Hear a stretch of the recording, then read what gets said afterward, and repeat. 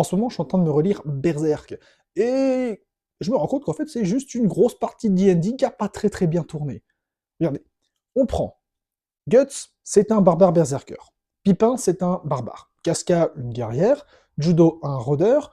Carcus, un barde. Ouais, vu comme il est dragueur, un barde. Eriquette, juste le petit frère où tu es joué un petit personnage à la con avec une petite fiche de stats et il te laisse tranquille. Et bon, bien sûr, Griffith, hein, c'est un paladin.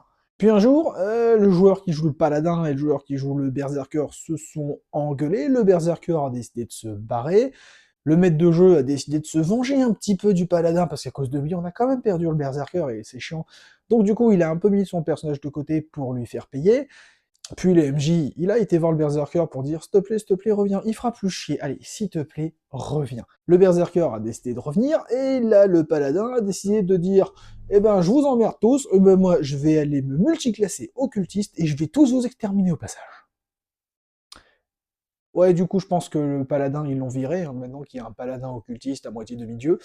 Du coup, il reste plus que le berserker et la guerrière qui a pris tellement cher qu'elle peut plus être jouée, et les autres ont dû recréer des personnages. Du coup, on se retrouve avec un berserker niveau 10 qui doit refaire équipe avec des personnages niveau 1.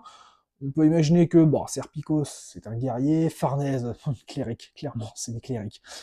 Isidro, c'est un roublard. Oh, et bien sûr, Shierk, c'est une mage. Ah, et le petit frère qui joue Eriquette, Puck.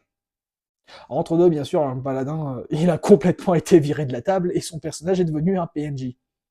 PNJ antagoniste, plus précisément.